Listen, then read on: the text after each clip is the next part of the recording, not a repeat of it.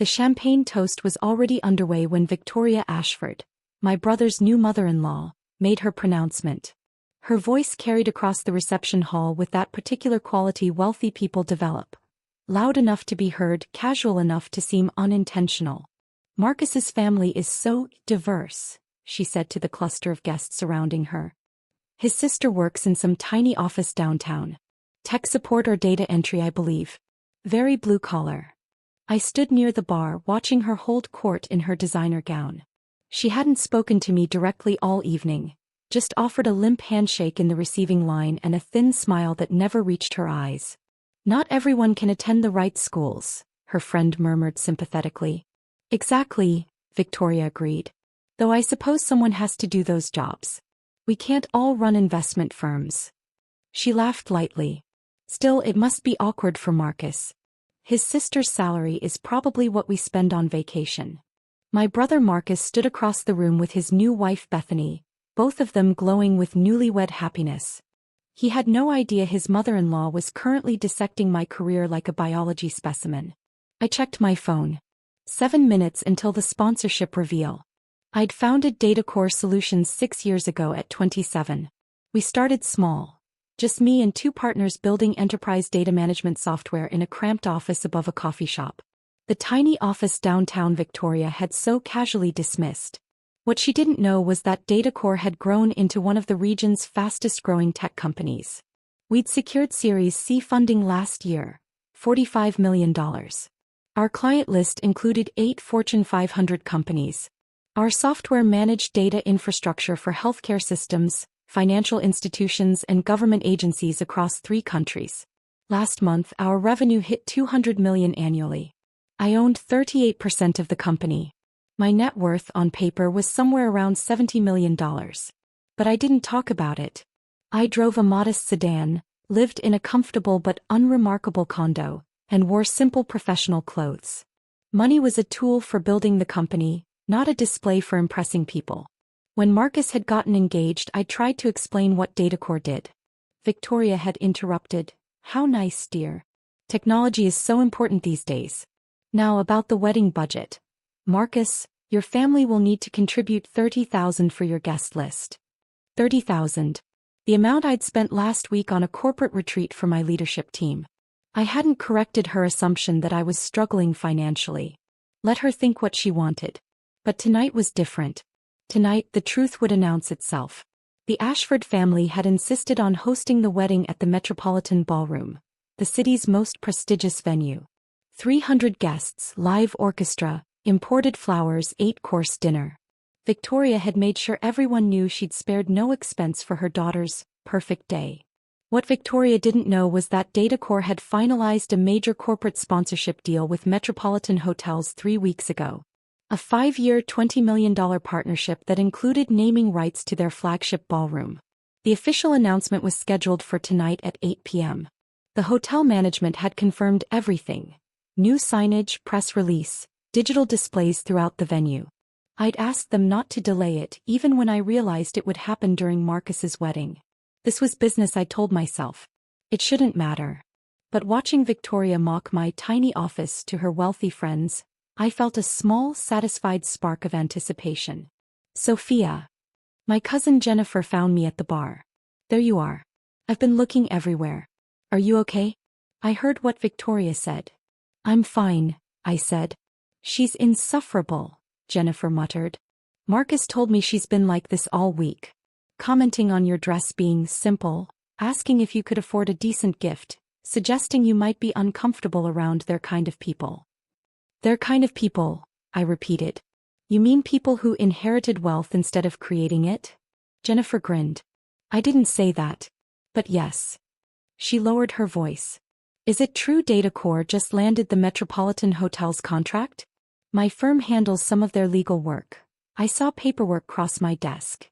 Can't discuss confidential business, I said with a slight smile. Oh my God, you did.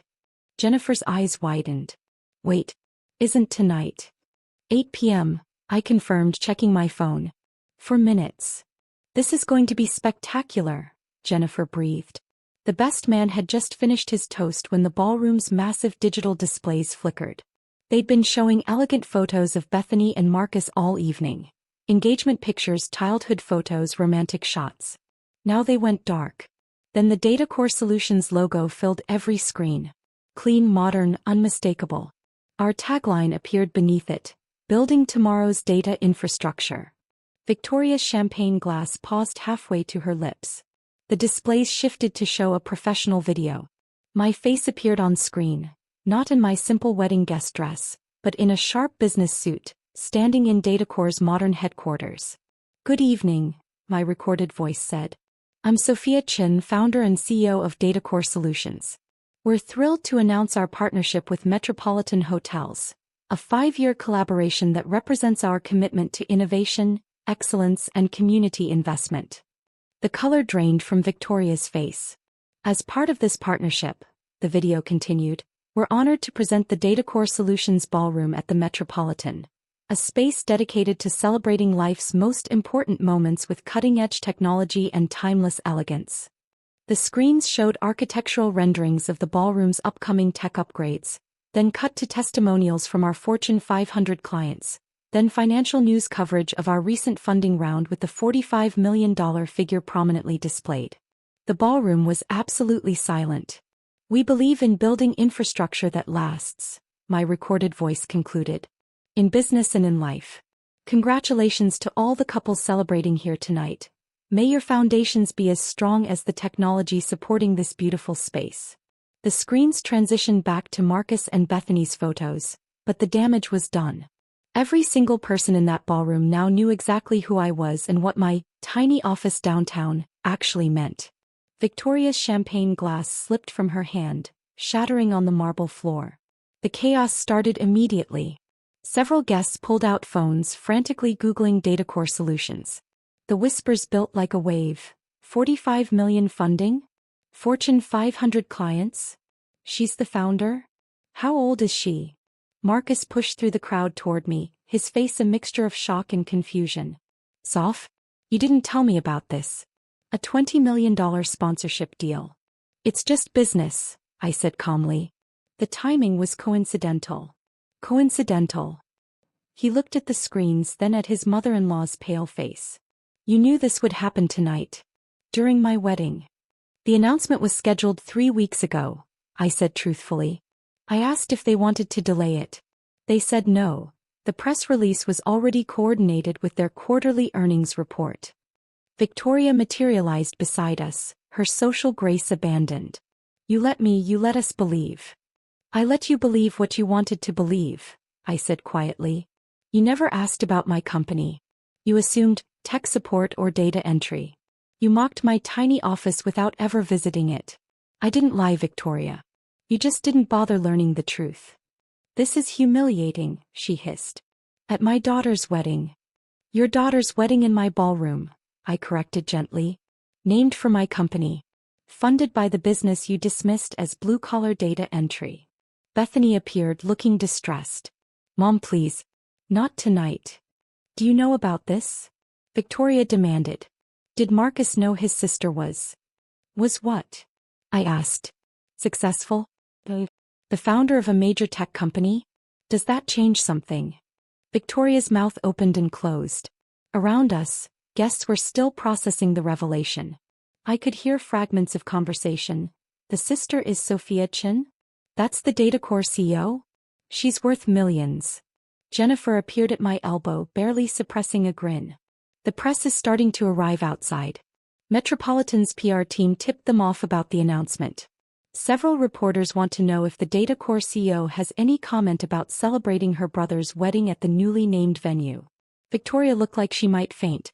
The reception struggled to recover its momentum. The orchestra played on, but the energy had shifted fundamentally. Guests who'd ignored me all evening suddenly wanted to talk. Business cards materialized.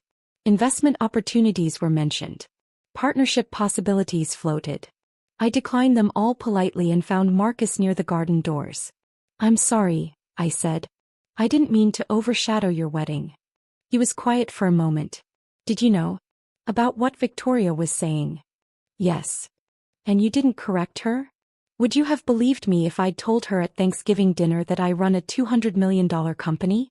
Or would she have thought I was exaggerating, showing off, being inappropriate? Marcus sighed. She would have thought you were lying. Then she would have Googled you and found out the truth anyway and been embarrassed. Exactly, I said. So I let it play out naturally. The business announcement was scheduled. The timing was just unfortunate. Unfortunate, he repeated, then laughed despite himself. Soph, you just named a ballroom after your company during my wedding reception. That's not unfortunate. That's spectacular. Are you angry? I should be angry, Marcus said. But honestly, Victoria's been unbearable. Complaining about the wedding costs, saying our family isn't established enough. Especially because of you. Seeing her face when your company's logo appeared. He grinned. Best wedding gift ever. Bethany joined us, holding Marcus's hand. I'm so sorry about my mother, she said. She's humiliated. I don't think she'll recover for months. I hope I didn't ruin your day, I said. Ruin it? Bethany laughed. This is the most unforgettable wedding anyone will see this year. My mother needed to be humbled. I just didn't expect you to do it. The tech support sister, I said dryly. The CO's sister, Bethany corrected. Can we start over? I'd like to know you properly. Without my mother's noise. The rest of the night felt unreal. Victoria hid at a corner table, her pride gone. Her wealthy friends avoided eye contact, suddenly respectful. They realized the woman they'd ignored now owned more than most of them ever would. Near midnight, my parents found me looking confused. Sophia, Dad said carefully. That video, the $45 million. Is that real? Yes. Why didn't you tell us? Mom asked. I tried, I said softly. At Christmas I mentioned our funding round. You asked if that meant I got a raise. At Easter I talked about new Fortune 500 contracts. You asked if I still worked weekends. They looked ashamed. We thought you were just comfortable, Dad said. We didn't realize you were wealthy. I said, running a company, that I'm the suit. But every time I tried to explain, the topic changed to Marcus's job or Jennifer's promotion. Mom smiled weakly. We're proud of you.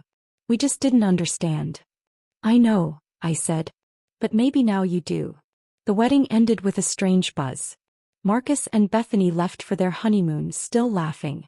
Victoria had left hours earlier, saying she had a headache. As people left, some stopped to talk to me. They weren't handing me business cards anymore. They were congratulating me. My uncle said he'd read about DataCore in the business pages.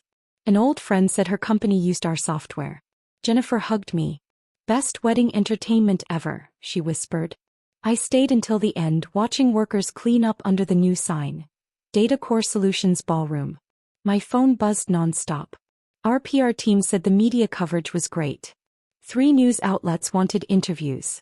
2 new clients had reached out. Even the hotel CEO messaged, calling it a memorable launch. Then a text from Marcus. Thanks for being yourself even when people underestimate you. That's real success. Love you, sis. I smiled and walked to the parking garage. No driver. No luxury car. Just my small sedan waiting for me. Some people measure success by what they can show. The clothes, the cars, the image. I measure it by what I build. My company, my team, my work. Victoria might never understand that. And that's fine. The DataCore Solutions Ballroom would remind everyone. Never assume someone's worth by how they look or where they sit. Sometimes the smallest offices create the biggest futures. And sometimes the tech support sister is actually the CEO.